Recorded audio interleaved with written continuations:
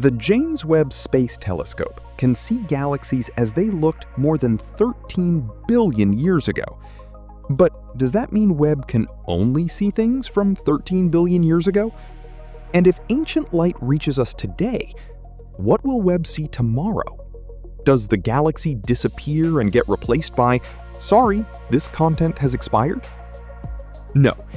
Webb is watching the universe through millions of delayed live streams, and every stream has a different delay. Light is the fastest thing in the universe, but space is so enormous that even light arrives late. Imagine someone standing on the moon with a giant flashlight. When they turn it on, the light takes a little over 1 second to reach Earth. So you don't see them as they are right now. You see them as they were 1 second ago. They could turn off the flashlight, go home, and immediately regret moving to the moon. But for 1 second, you wouldn't know. That delay is tiny because the moon is relatively close.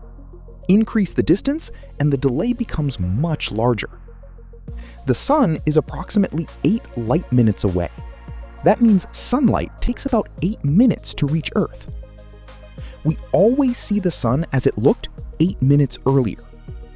If an object were exactly 1 light day away, we would see it as it looked yesterday.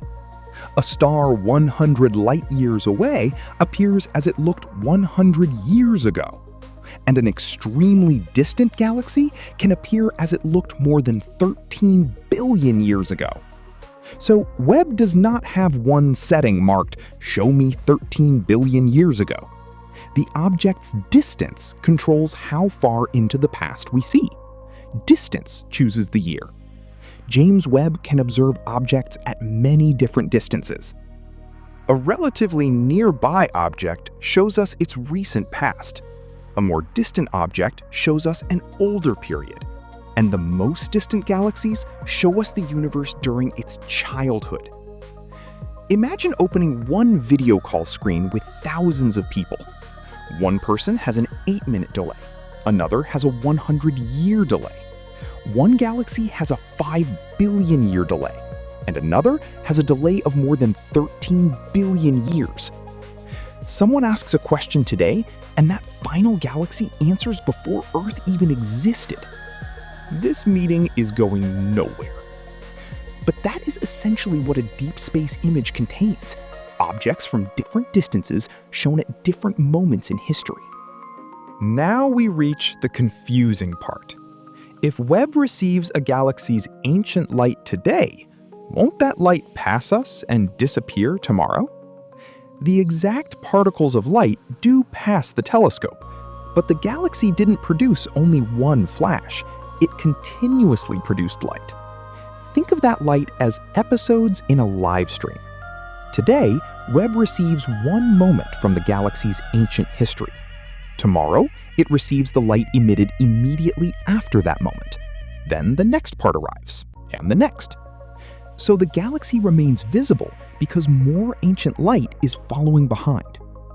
The galaxy may have changed, collided with another galaxy, or disappeared billions of years ago. But we cannot see those newer events yet because their light is still traveling toward us. The galaxy may have finished the entire series. We're still watching season 1, and the universe refuses to let us skip ahead. There is another complication.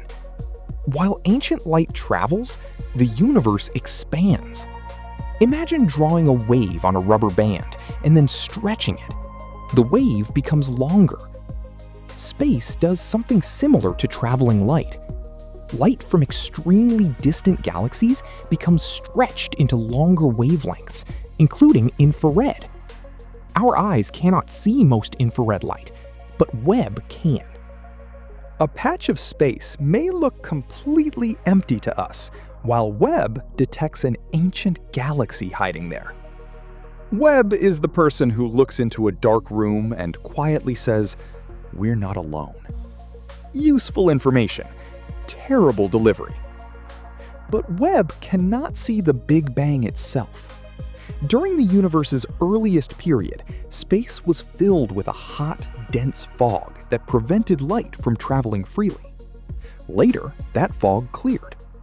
Then came a dark period before the first stars and galaxies began shining. Webb searches for light from those early stars and galaxies. It cannot show us the exact birth of the universe, but it can show us some of the earliest cosmic baby pictures. And like most baby pictures, they are blurry, red, and confusing to everyone except the family.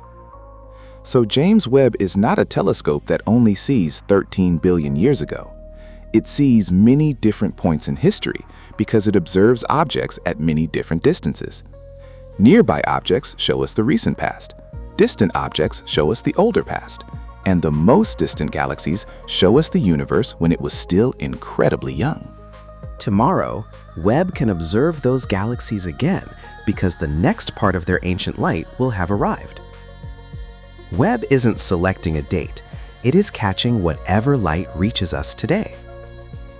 The night sky isn't one live picture, it is millions of delayed live streams, and every object is buffering from a different century.